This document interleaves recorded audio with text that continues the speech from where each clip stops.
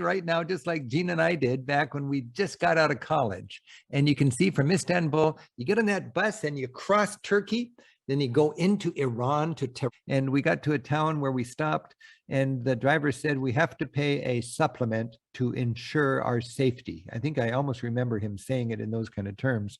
And everybody looked at each other and we thought, well, yep, here you go. You want to get knifed, or do you want to pay $2 more? So we paid our supplement, and then he made a big show of when we got across the border, giving the receipt to the guy and all of the money, and they shook hands, and then or whatever, and then we got over the mountain pass, and then we got to this sort of the pinnacle of Khyber Pass, and it was clear to me. This must be rush hour on the Khyber Pass. Rush hour with all the camels heading out. And we had been going all until now through Muslim country, arid, from Istanbul all the way to Kabul, arid, just not many trees, just dusty and rocks and dirt. And then we're coming out of this, and you can look into the haze in the distance, and you realize this is where Islam hits Hindustan. And all of a sudden now it's going to be lush. It's going to be monsoon country. It's going to be densely populated and mostly Hindu. We're coming into a subcontinent with 1 billion people, and it's going to be a big, big difference. And I don't know about you, but it just felt like we were coming home. I don't know why, because we had never been there before.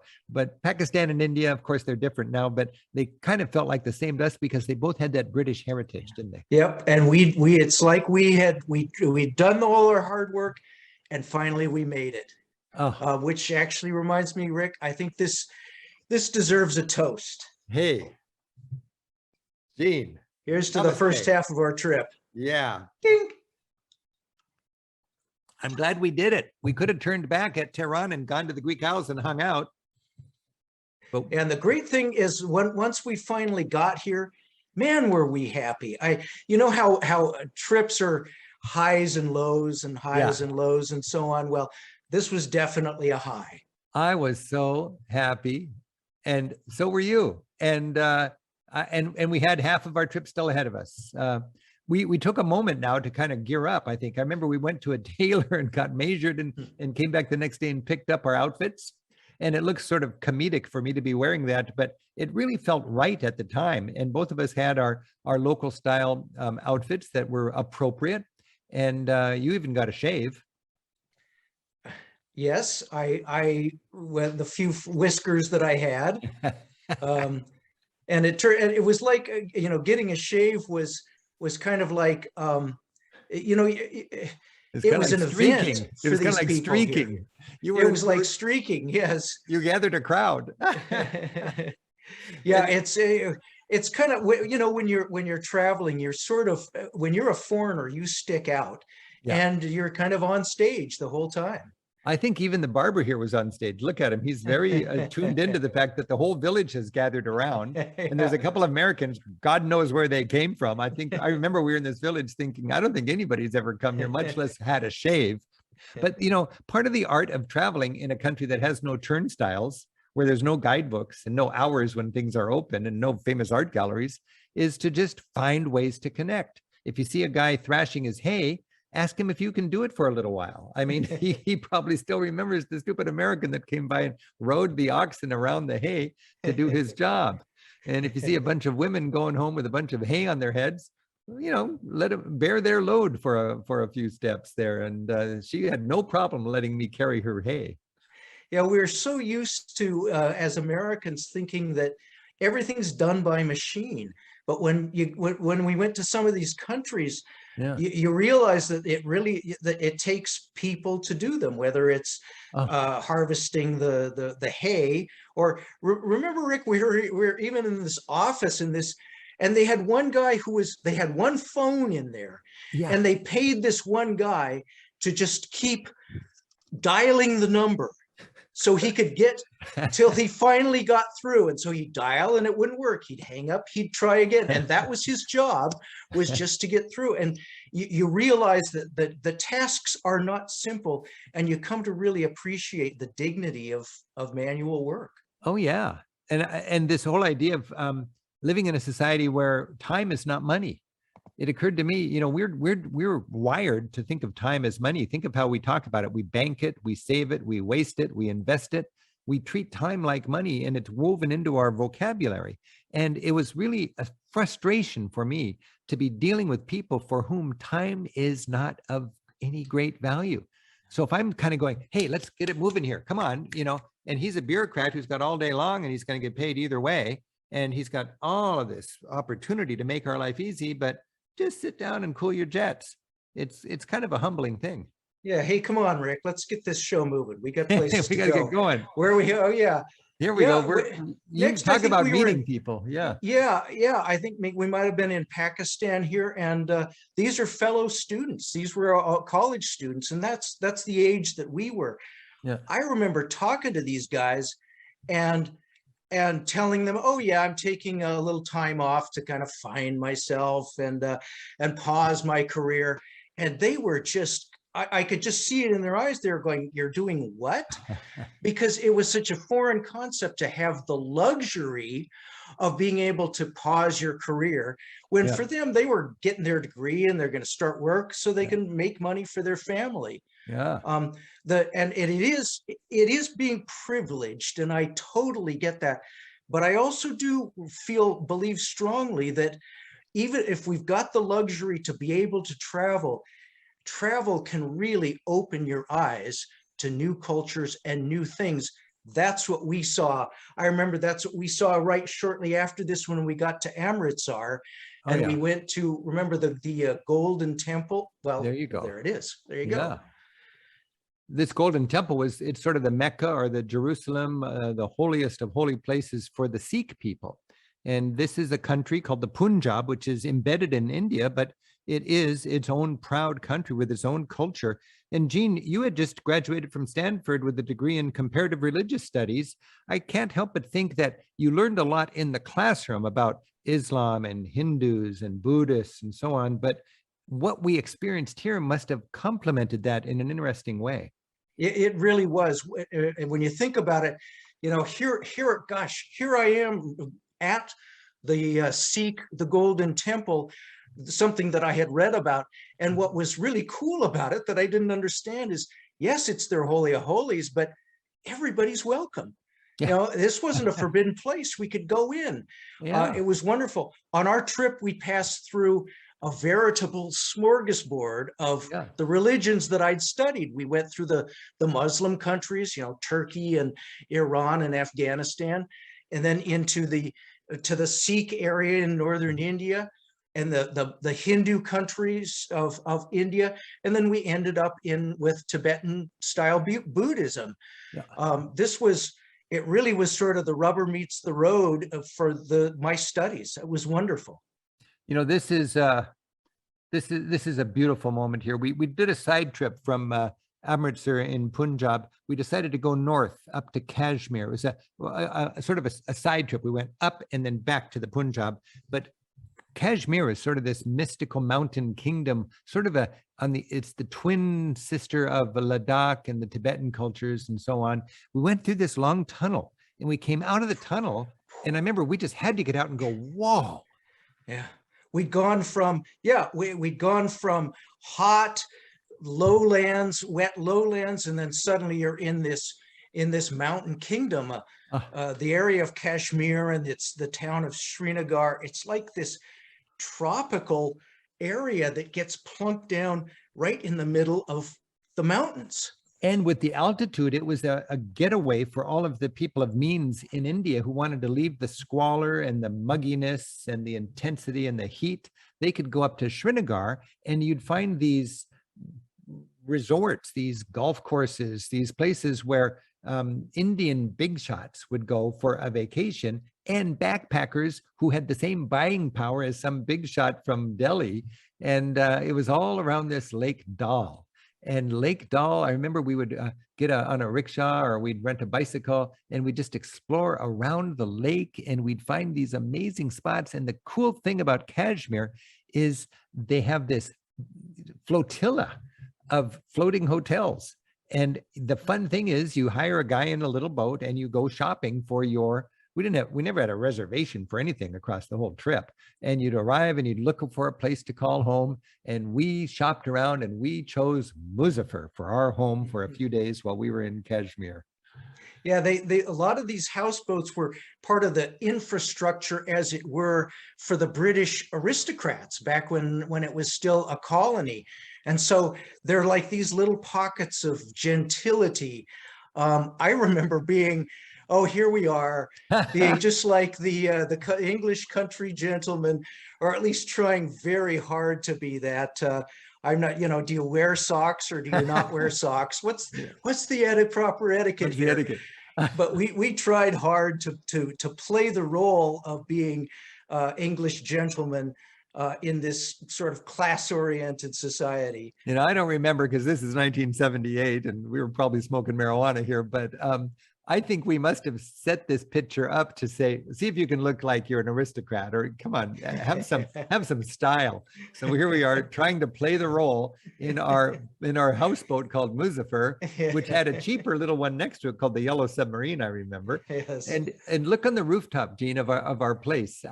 That's where you'd climb in the morning and you'd have your breakfast, and that's where you'd go for the sunset. And you'd be sitting up there, and the people, there's a whole family living in a tiny shacks nearby not in the boat, but in a place where they could afford to live and not lose any business. And they would come and bring us our tea and whatever, and make us feel very much at home. We had beautiful, warm, friendly welcome there, and all the commerce came to us. It's like Uber Eats. Uber Eats Kashmiri Give me a melon. Oh my goodness. And beautiful scenes, everything. The whole world was on a glide path around me. It was so graceful. It was sort of this pristine wilderness ballet. And every night the sun would go down, and every day we would have our melon and we'd have our tea, and then we took a side trip that I'll never forget, up to a place called Gulmarg. Yeah, this was up way high in the mountains, and we got up there, as you can see on these ponies that we rented. The strange thing is, you can see the guy that's next to me, kind of an old guy there. Yep. He was our guide who led the two of us up on our two ponies. He didn't even have a horse. He ran up the hill to get there. And we got up there, and I just remember we arrived at this big alpine meadow. Well, there it is, this big alpine meadow that just felt like it had been untouched by the modern world, like we'd gone back to the Stone Age or something. Yes. And we met this family there. They lived in a stone hut with a thatched roof, and they invited us inside. Of course, we didn't even understand. We didn't have any common language between us. I think they were, they didn't, we just had no real way to communicate, yet they invited us inside. Yeah. They gave us some food. We stayed there. We chatted with them in some weird way that we did, to such an extent that, gosh, when I see this picture of them, it's 40 years later, and I still have a sense of warmth for this family. Their daughter looked about as hauntingly beautiful as you remember the famous woman who was on the cover of National Geographic with those mesmerizing eyes? I think I know what you're talking about, like blue eyes or something. Yeah, just sparkly vitality, like yes. Totally pristine, like unsullied by urban rat race and so on. And a sort of I don't want to romanticize the poverty, but just untouched and just very, very human. So there we are at Kashmir, and that's our little side trip. And for the rest of now we're coming down the home stretch, and we head down into India, and we do the things you got to do in India: see Delhi, go to the Taj Mahal, go to the Ganges River and the places of worship in Varanasi. And then we headed up to Nepal. We decided to go into Nepal through the back door in the western part of Nepal, going to Pokhara. And I'll never forget, we flew from someplace to near the border, and we got out of the airplane, and there was a Chevy came on the landing strip and picked everybody up, and everybody in the plane packed into this giant Chevy, and that was the shuttle bus. It And then was like on a cow field, and they had to yes, herd the cows away they for us to land, if I remember right. and and then there were people standing there in loincloths with spears. And we just thought, oh, well, okay. Now what do we do? And we hired some sort of a little minibus to take us up to Pokhara. And then we went over to Kathmandu. And that's what we're going to do now in India. Of course, when you go to India, you got to go to the Taj Mahal. Look at these guys. Can you say ugly American? You know, Let's just go wade in the sacred pool here. We were 22. yeah, when I think back on it, we were just, in so many ways, we had no manners, we had no bearings, we had no limits. We were so free, and we were It also was pretty Rick silly. and Jean's excellent adventure, and we were Yeah. clueless, but we were earnest. We wanted to learn. I was going to We say, were like, open. we were clueless but innocent, but I think earnest is a good, we were a tabula rasa. We were like, okay, we're open. We don't get this right on us. Help us better understand the world. And we stayed in Maharaja's palaces, and this was a jarring sort of look at the power that we had as ragamuffins, as just little backpackers. We could stay in palaces of the impoverished nobility, and we would stay in these places. And this man with his rickshaw would drive us there for 25 cents, and we'd say, okay, thank you, okay, here's 50 cents, just now go away. I remember we did not want him hanging around, and he says, I will wait here until you need to go again, and we're not going again for 4 hours, just scram, here's your money, now go away, thank you very much. And he was like a little puppy. And we said, okay, and we ignored him, we went inside, and then 3 hours later we came out and he was there, and we hopped in and he took us. It was a very awkward mix, because we as Americans are so egalitarian. We're Yeah. all just people. I'm not better than you. You're not my servant. And now suddenly we're living in the caste system, where there actually are people who are beneath you and above you and so on.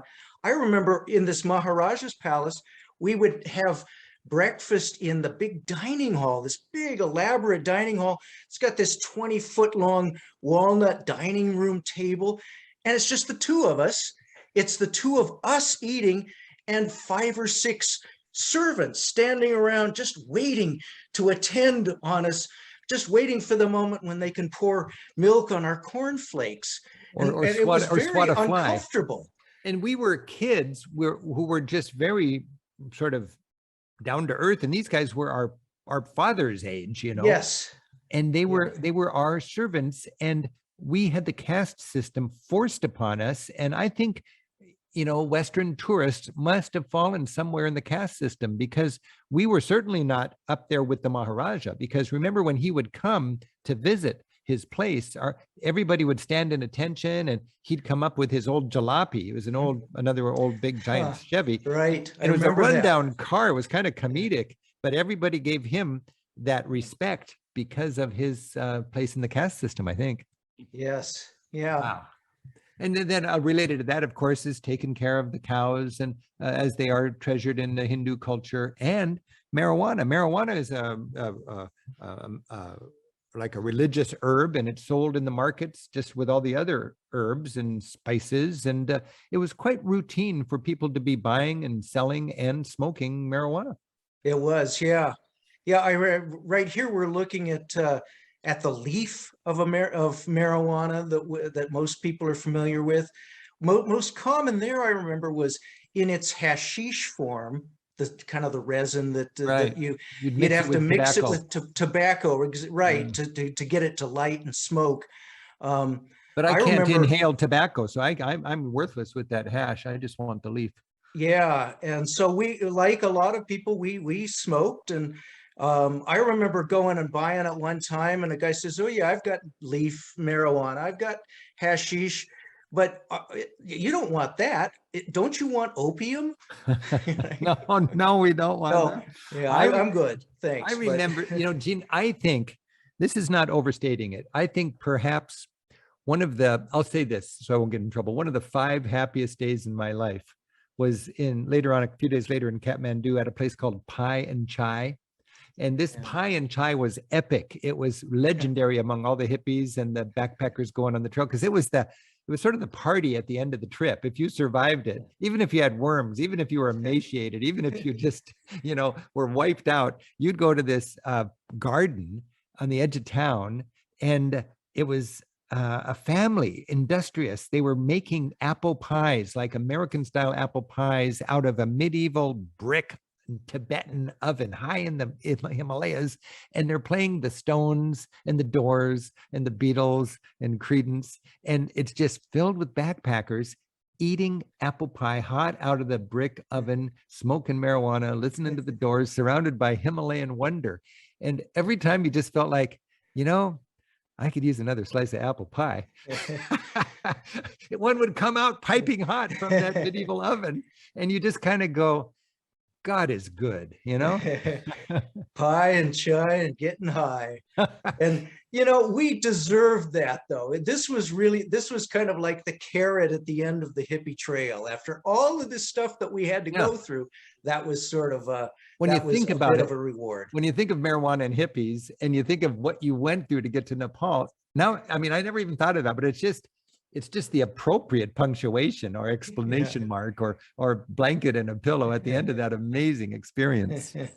So we're into monsoon country now, and this was the season that people prayed for. And I remember thinking, oh my goodness, it's going to wipe away the infrastructure. But everybody was celebratory when it was pouring down rain, because that would nourish the fields. And I remember in this one, we were heading to a big city to catch an airplane, and I was worried about getting there, and we were hitchhiking. And there was this kind of business going on. And these are big trucks. We hitchhiked in these big trucks, and they'd stop for us very quickly. And we'd hop into the cab. And there's like 3 guys in the cab already.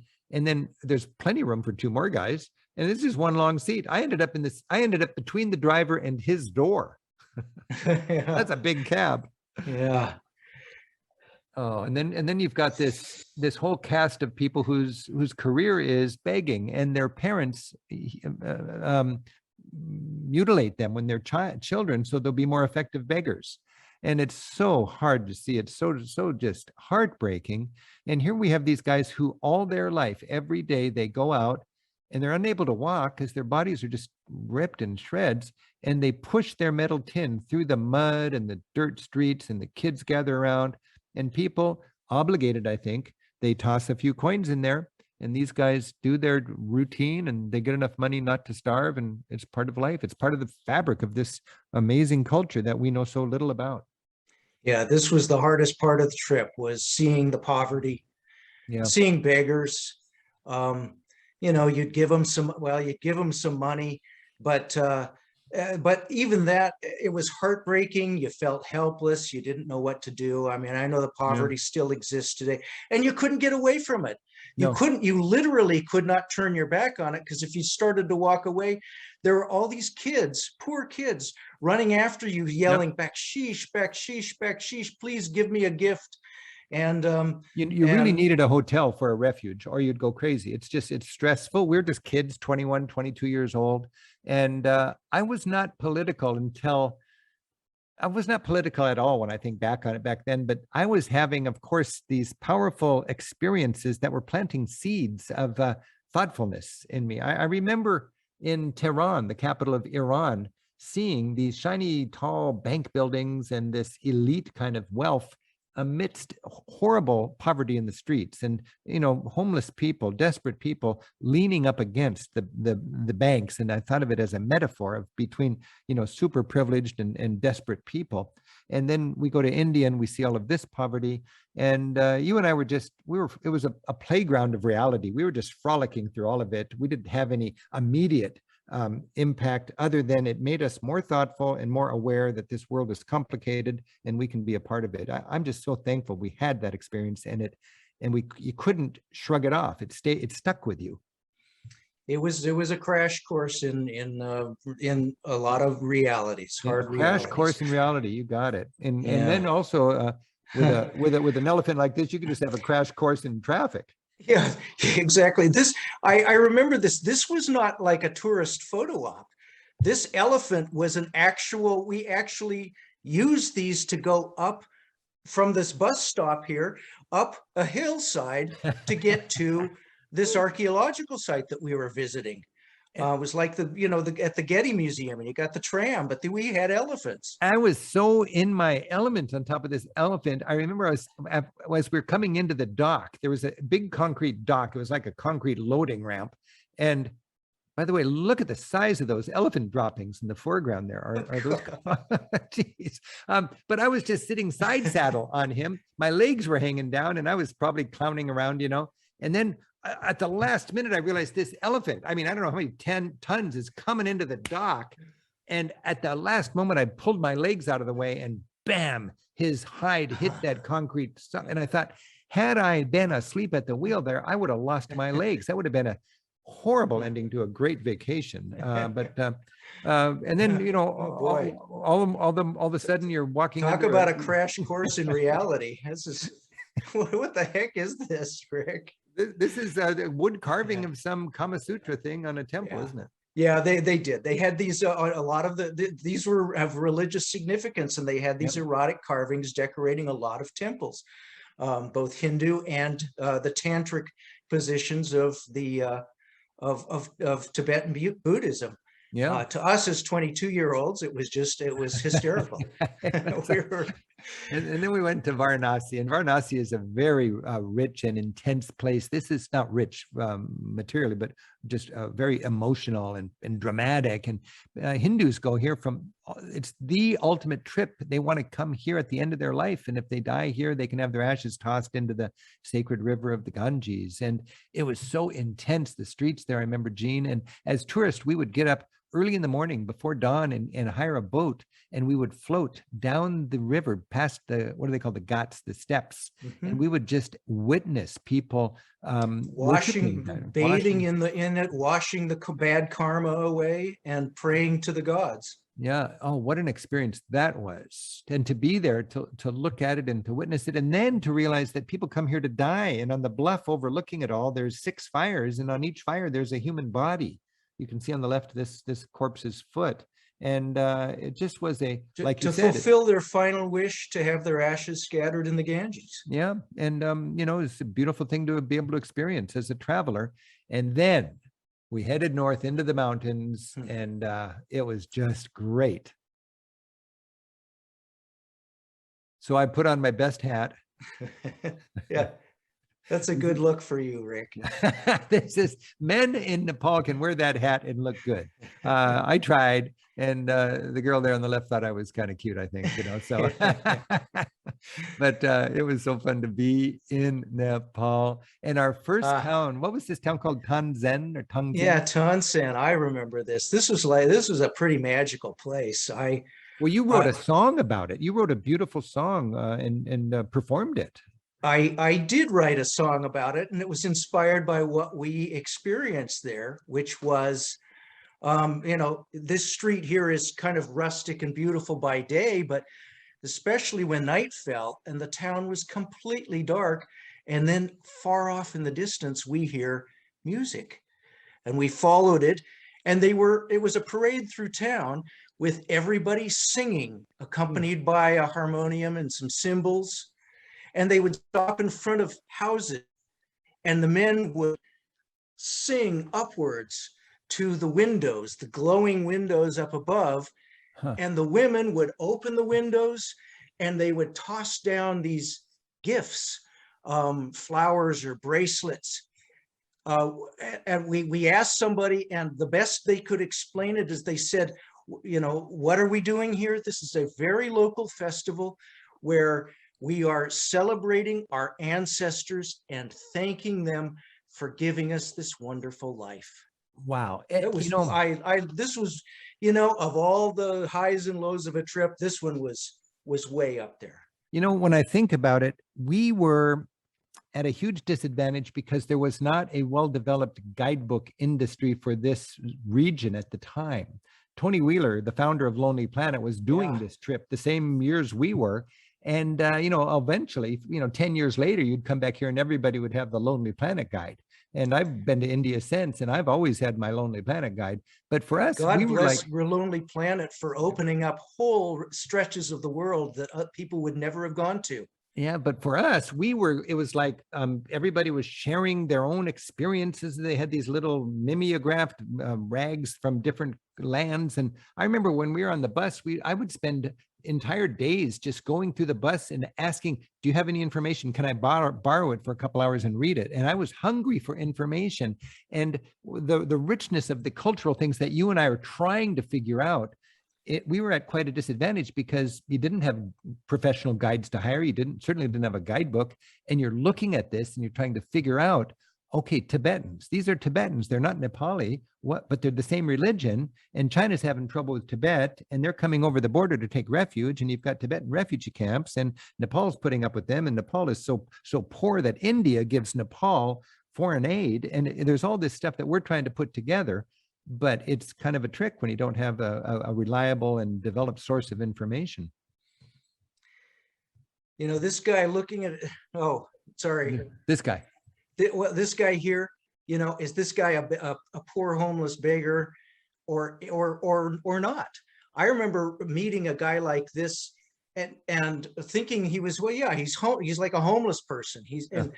And he spoke perfect English, and he said, yeah, and he told me his story. He said, yeah, I was a banker.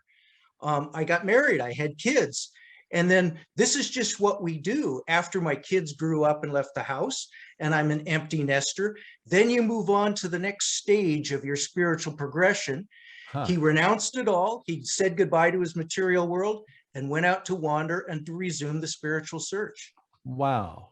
Well, now I didn't remember that about this guy, but when I look at this guy, I think the same thing. I look at him and he seems to me, he could have almost be somebody from the first world, the developed world, that got tired of the rat race and decided to just go in a different direction. I mean, there's something elegant, and there's something, confident about him. He knows what he's doing, and I don't understand it, but he does. I think this guy is now the vice president of sales at Dunder Mifflin.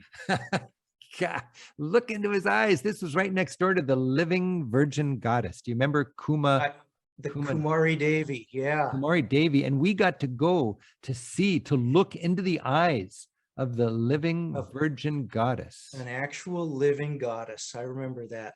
Virgin goddess. It's dangerous to get related, like you wouldn't take her out on a date. So it was amazing. Shiva would come after you with a big sword. Oh, baby. Yeah. And this man would whip his prayer wheels around, that's for sure. And then we're in Kathmandu here, just wandering around and enjoying just slices of life. I remember there was a lake we went out on, and we hired a canoe. We just had our own canoe, and we'd float in the middle of this lake. And then we docked. You can see the boat there. We docked in this lagoon and walked through the jungle. We met this spiders and waterfalls, and and anytime you're in Nepal with your best friend and you got nothing else to do for the rest of the afternoon, and you're in a dugout canoe in the middle of a lake high in the mountains, you're going to smoke a little marijuana. And we landed and we met him. He's a retired Gurkha fighter for the British, British India, I guess. And then we went into the jungle and we went to battle with the leeches. And Gene, I think back on a lot of the memories, and I don't know if we were high or not, but the memories were so crazy that you can kind of assume we were high.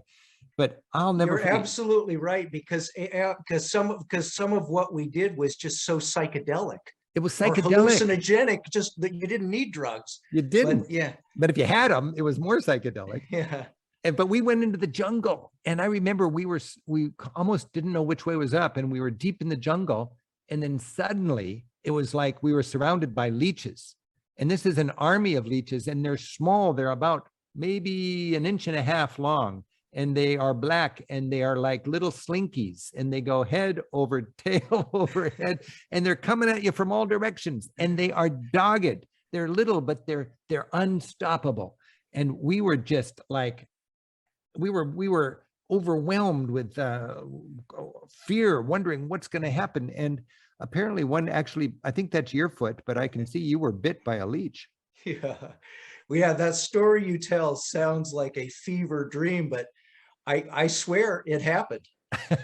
We stuck together, and then we made it. And then And we finally made it to Kathmandu. Look at that. What a shot. That woven bridge for pedestrians, and then a beautiful temple on the hilltop. Yeah, this was Kathmandu. I mean, we think of it now as a big metropolis, but back then it really was just a village. And at the top of the bluff was this mystical temple with these gorgeous eyes looking in all four directions. And this was the domain of aggressive monkeys. This was their territory. And they went to battle with the tourists, and they loved to grab things like cameras or glasses. And my glasses were a big attraction because they were precious to me, and they kind of were wire frames, and they sparkled. And also they were like the monkeys from the Wizard of Oz. These were very terrifying. They were, I don't know which was worse, the monkeys or the leeches, but anyway, go ahead. And I had my comfort, my blankie, my pillow, my comfort food was English digestive biscuits. And they were wrapped from a factory. They were clean, they were cozy, and I always had some digestive biscuits that I could munch on. And the monkey wanted my biscuits. And I'll never forget, I could tell he was faster than me. He could swing from branch to branch, and he wasn't going to leave until he had either my glasses or my biscuits. and I hung onto my glasses literally, and I kind of just threw my biscuits at him because I knew when I was beat. And he didn't run away with my cookies. He sat above me on a branch just out of reach, and he ate them right in front of me, that monkey. With impunity. Look at him. Look at him. See how smug he is. Ah, geez. Oh, and then we tapped it with Yak and Yeti. Tell us about that. Oh, this is great. Well, you know, we traveled 4,000 miles on the Hippie Trail, and we'd gone through our leeches and our monkeys and our dysentery and everything. And this was one of our very final nights of the trip. In fact, it might have been the last night. And it was actually a perfect kind of metaphor for an ending and a way to make a transition to the end of the trip. Rick, you remember it. Oh yeah, well, it was called Yak and Yeti, and it was in the most fancy first world hotel in Kathmandu. And every town anywhere in the world has a couple of hotels where the diplomats will stay, and the VIPs and the rich tourists that just want to see the culture on stage. And we decided, heck, let's just buy the tickets. And I remember sitting there with you, and every time this man would leap out from behind the curtains, we would laugh because look at his smile and look at his eye contact. He makes love to everybody he looks at. And every time he'd leap out, he would look at us like that. Yeah. Yeah. And this was, as you said, like the last night of the trip. And I remember how it messed me up because we had an appointment. We didn't wear a watch. We didn't have appointments. You know, it was like after dark or just before breakfast or about high noon, you know, that kind of thing. And here, 7 o'clock, we got to be at this hotel to watch that show, the Yak and Yeti show. It just put a crimp in my style. But as you said, it was a nice way to ease ourselves back into our normal rat race. And then the next day we flew home. And this was in Frankfurt. And this is kind of a cool photograph because it's just a little bit of the East that's sitting here in the middle of Germany. It's a perfect metaphor for how it was when we came home. I weighed like 128 pounds because I'd been wasted away from dysentery. But just look at us there. It's like we are these islands of the East just plunked down in the middle of the modern world. And a day earlier, we were islands of the West plunked down in where what we're wearing was the norm. So we kind of put on the clothes of that, and we had this new experience, and we're kind of laughing about our position and everything here, but I think it stayed with us. I think the souvenir we got, Gene, and we have it 40 years later, is an empathy or just a humbleness about how we are able to really understand the diversity on this planet.